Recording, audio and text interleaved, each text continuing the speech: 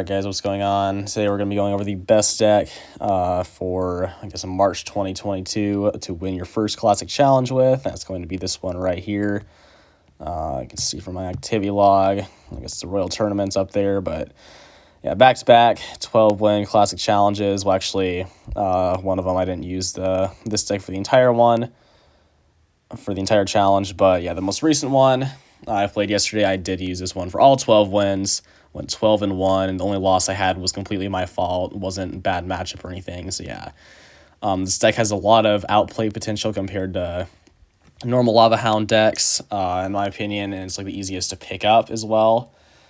I see a lot of YouTubers making videos over Lava Clone. They say that one's usually the best to make, or to get your first Classic Challenge win, because it's just like the easiest deck.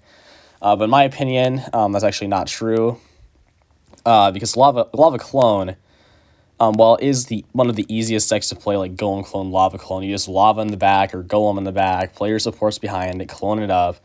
And while the plays themselves, like the plays you're making, are about the easiest plays you can make in the game, that doesn't necessarily mean you're gonna be winning by doing that, because the problem with those decks is there's very little outplaying potential. I'm just going to get in one of the first replays here. This one had a really crazy ending on it.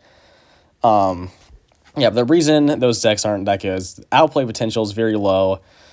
You just simply try to build up a push. If, say, the opponent has Execution or Tornado, which has to be one of the biggest counters to Lava Clone, you just can't do anything about it. You just simply lose. Like, there's nothing you're going to do to really counter the Executioner. There's no big spells in the deck. So that's why I think Lava Clone, you do have to know a bit what you're doing to get a bit lucky on the matchups, but it definitely is a very good deck to get your first Classic Challenge win with. But I still think this one's going to be a bit more, bit better for you if you are unexperienced playing Lava or something like that.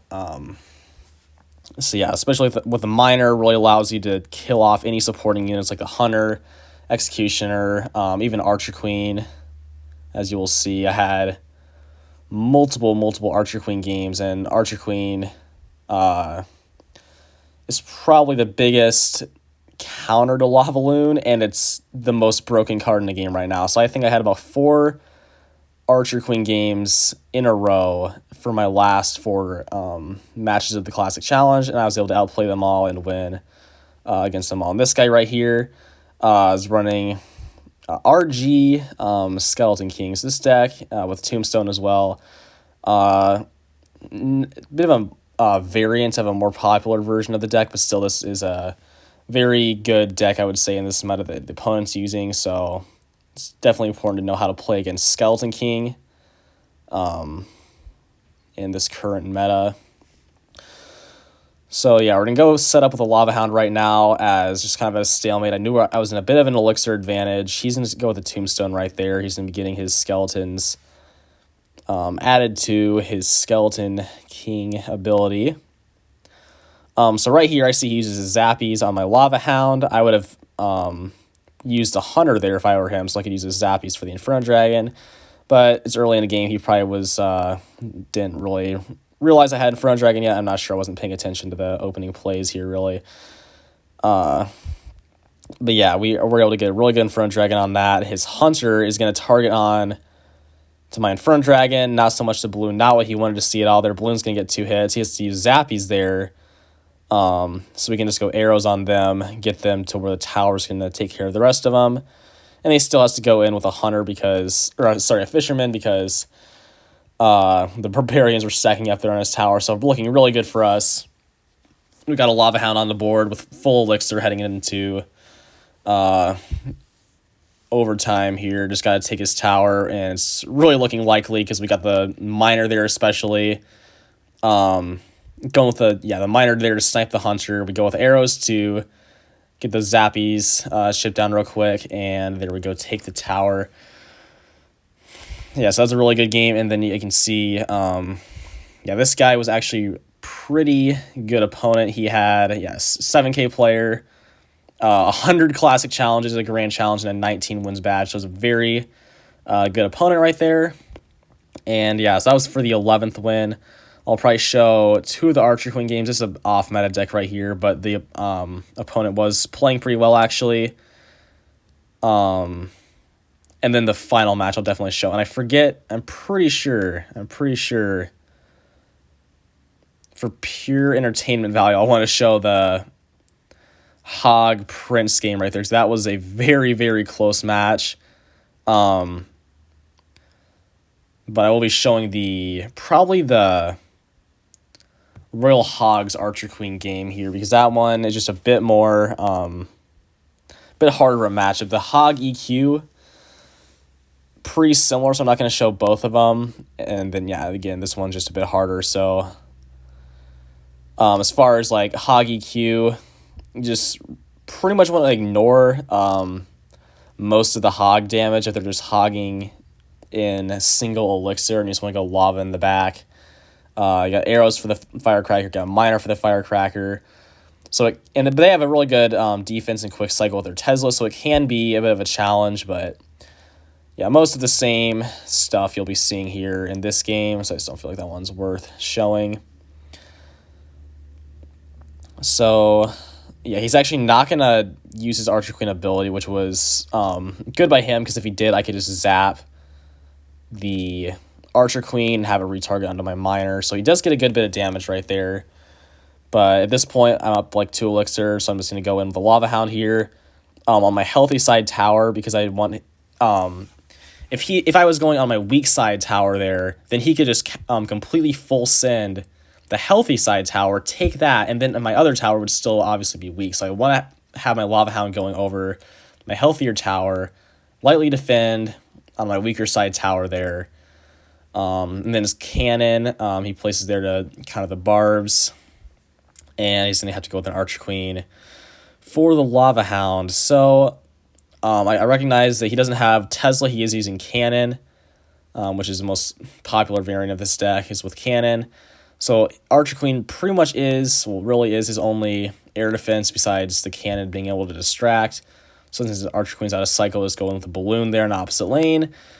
Go with a miner right there, just in case he wasn't going to put the Archer Queen ability on there. But he does, so he's going to take the tower, no issue. We got his tower down to 600, and we still have a good bit of HP left on our right side Princess Tower. So he's going to get another Queen ability off right there, and things are not looking the best. He's going to make a few mistakes here, overcommitting with the Earthquake, not hitting anything except the towers. Not really going to be wanting to do that if you're him at this point. We got a Lava Loon coming your way. So I'm pretty sure right here, I try to zap the... No, I do not get the zap off on the Archer Queen right there. But still, this tower is going to be down. And at this point, I'm just going to Inferno Dragon in the back, because I know he's going to go in with the Royal Hogs. He's going to Earthquake as well. Kind of an overcommitment, since I don't have any buildings, and I can just go Lava Hound at the bridge right now. Have to get this stuff done really quick. I know he's going to have another shot to get back to Royal Hogs because of his quick cycle, but I also know he doesn't have Fireball, so I'm going to stack up my Barbarians and my Skeleton Dragons, I should say, behind my tower. So I'm ready. I know he's going to go in Royal Hogs right here, so I put the Miner in the back, just anything there, go arrows on him. And yeah, Earthquake's not going to be enough to take it. He was not ready for that. Inferno Dragon right there. And I would have taken the tower eventually, regardless, with the Lava Hound. Or I could have sent in a balloon or something, even if he did get those skeletons down in time for the Inferno Dragon. So that was a really good game. Definitely his matchup, I would say. And we got it done. So this one, for pure entertainment value, it was completely down to the wire and a horrible start for me. I forget exactly what I did here in the opening play. So right here, just going to want to get a miner down. Bandit does not get a dash off. So yeah, good start right there for us. He's going to go... What's he going to do? He's going to go with a Dark Prince, and we're just going to go with a Lava Hound. I'm just going to ignore the Dark Prince. Because at this point, yeah, I'm pretty sure I didn't really have any other play. It wouldn't have been really worth defending the Dark Prince. But then here he's going to go with the normal Prince as well. And I'm just going to have to let that connect. I'm not going to really want to waste Elixir on a zap, but I have to do something or else he's going to 3-crown. I'm looking back, I probably should have zapped there. I'm not sure. But just the fact that he has Archer Queen as well, to just fully defend my lava there. Just very unfortunate. He has a Bomb Tower and Dark Goblin as well. So this is 100% this guy's matchup. I had a misplay right there if you notice. My balloon went in front of my barbarians. That was not what I was intending to do. So the balloon was even getting targeted. So absolutely looking like it's game over, but this is why you don't give up, especially when you're late into a classic challenge. You just keep on going. You don't overcommit in these situations. You just keep on playing as you normally would. But you got to realize that you're probably going to have to win by going all in, and like towards the end of the game, you have to go all in, pull some crazy plays off, or else you are definitely going to lose. So right here, I do want to protect the Princess Tower right there, because if that Princess Tower goes down, it'll be very easy for him to just bridge spam in to my King Tower. And since the King Tower doesn't do that much damage and it shoots really slowly, he'll definitely 3-crown me. So I want to keep that Princess Tower alive for sure there. That's going to be really hard because, of course, my deck is not very good on defense. Much more of an offensive deck. So he's going to go with the Hog there and an Archer Queen in the pockets right here. Nothing I can do. Princess Tower will be falling. I'm going to go Skeleton Dragons up there to clean up the remainder of the Archer Queen. So at this point, you'd probably think there's just no possible way I'm coming back. I'm still not even sure how I did come back at this point. Just don't give up no matter what. There's always a chance. So he doesn't have a reset to the Inferno Dragon. That's a bit of foreshadowing right there. He doesn't have a zap, no E-Wiz, no E-Dragon, nothing like that. So the tower is going to fall. 18 seconds left. He's BMing. I'm going to go with a Lava Hound there because I was expecting the Archer Queen to go down. I'm going to have to go with an overspin with an Inferno Dragon because I have to get that Archer Queen killed.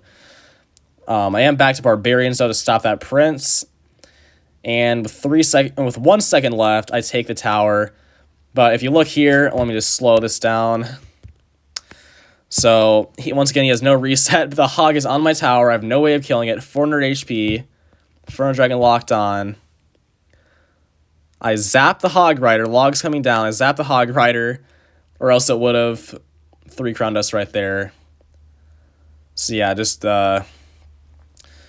keeping in the game there no matter what.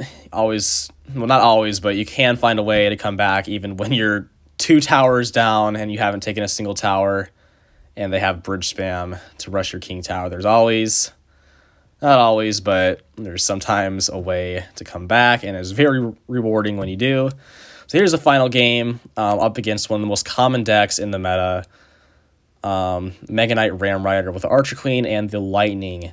So once again, basically all these matches I've shown, well, yes, all of the matches I've shown are the opponent's matchup, mostly due to the Archer Queen, but this guy as well, he has Lightning to place on all of my troops when they're clustered up when I get a big push going.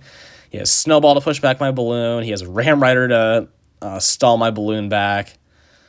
He is going to overcommit here. I would not have Lightning the Inferno Dragon. I'm not sure why he would have done that.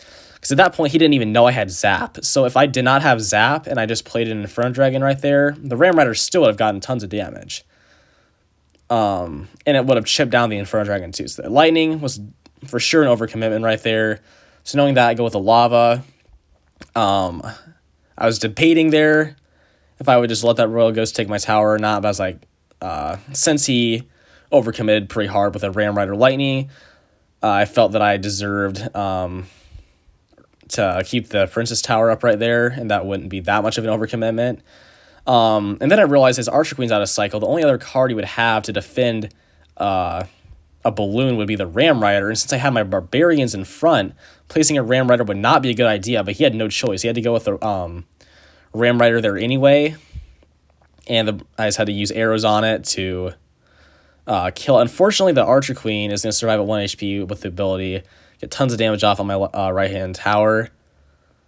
But yeah, definitely not a bad situation considering that, once again, this is a harder match for me to win. And once again, like, none of these matches are hard counters. I would not say any of these are hard counters. It's just when the opponent has Archer Queen in their deck, it's going to be their matchup. To at least, like, some degree or another. Especially since this guy once again has Snowball, Ram Rider, and Lightning there, and even E-Spirit for my Lava Pups. But we both kind of counter each other, to be honest, because I do have Inferno Dragon. I can just block right here with a Miner so it doesn't jump onto my tower. He doesn't go Lightning right there, but it's not going to kill any of my troops. The Snowball is 100% overcommitment. He's going to go with the Archer Queen ability. Balloon is unfortunately going to go down right there. Might have been able to get a Zap reset, but at this point he is Inferno Dragon, or he Mega Knighted right into my Inferno Dragon that was a 1 HP still. The Inferno Dragon was not being targeted by the tower, so the Mega Knight was already like a quarter of HP before it even crossed the bridge. We're just able to go Skeleton Dragons there. He loses most of his Bandit HP by playing it where my Skeleton Dragons could hit it, but he was in a desperate situation right there. He lightning the tower, but it was not enough to get either tower down, and we win with the single crown right there. So yeah, that was a 12-win victory right there. And I'll probably play a couple matches, 2 matches here in the beginning of a classic challenge, because I normally see a lot of people asking for like the beginnings of these beginnings of challenges where you're facing a bunch of weird mid-ladder decks. Just going with a balloon right there if he's playing that off to the side. Yeah, so it's a lot of off-meta decks and stuff in these early stages of the classic challenge that people want to know how you really play against that. So I'm probably just going to go split Skeleton Drags here to deal with either side. And let's see. He's going to go Baby Dragon. So I'm just going to go with the Lava Hound. So yeah, it is an E-Golem deck. I was going to say, I thought it likely be like an E-Golem deck. So once that Baby Dragon locks on, I can just go Barbarians. Most likely he does not have any type of like Fireball or anything.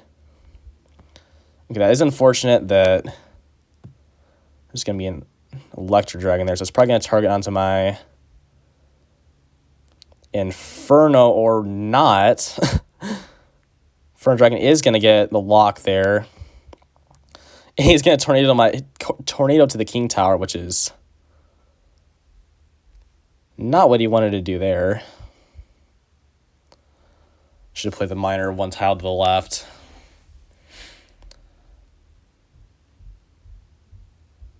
So yeah, I would say it's about an even matchup because he does have the Baby Dragon, Goblin Cage, and Electro Dragon, especially to deal with my Inferno Drag. So he's not going to have enough for Baby Dragon, and even if he did, it's going to target the Lava Hound at this point. So I'm just going to let all that go. Skeleton Dragon should go back. There we go. And yeah, that's pretty much has to be game. There's not really any way he's going to defend here. So yeah, this looks like that's going to be good game. And a very easy game number 1 here in the Classic Challenge. So I might play one more live game as well here.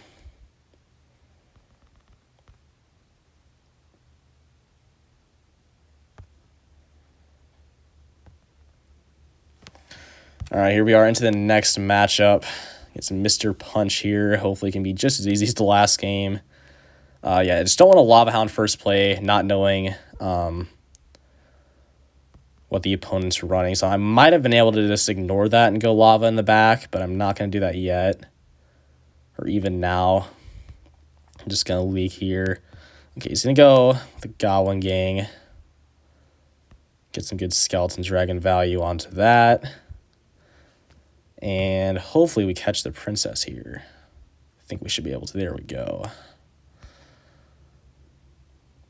Yeah, so Log Bait is going to be my matchup, I will admit. Even if he has like the E-Spirit variant or like an Inferno Tower, still going to be my matchup. I have the arrows. And Zap and Miner for the princesses. So I'm just going to zap that probably. And Then right now, I am going to go in with lava in the back. So if he goes with a barrel, I'm probably just going to ignore it. Like, there's just not really any way, because like, I play log bait a lot in ladder for those who are new to the channel.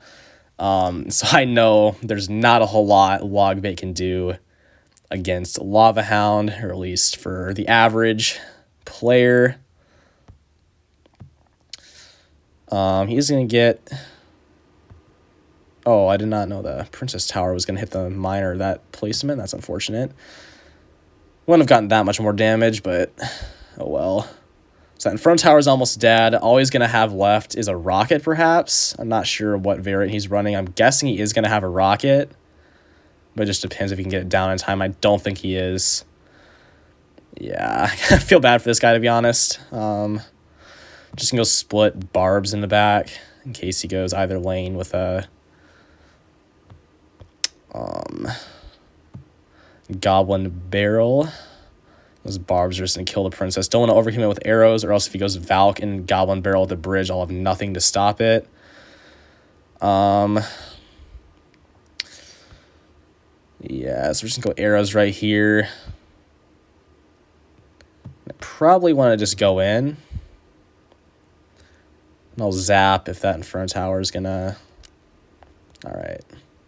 And he misses the rocket. I mean, my Lava Pups and Miner would have taken anyway, and he would have had to go with the rocket, like, no matter what. But yeah, there just wasn't enough stuff that the rocket could have hit there. So, just going to Lava Hound here. He's going to go in. And I guess I might need to defend. There's 2 seconds left, whatever. Give him the good game. Good luck there. Hopefully does not have the luck of facing a matchup like that anymore. But yeah, those are 2 early games here in the Classic Challenge. Don't want this video to go on excessively longer. So yeah, hopefully you guys are able to get your Classic Challenge win this season with this deck. And yeah, make sure to subscribe. Hit the like button if you learned anything new or this helped you. And there's my 20% warning. So I guess that's me in the video. See you guys next time.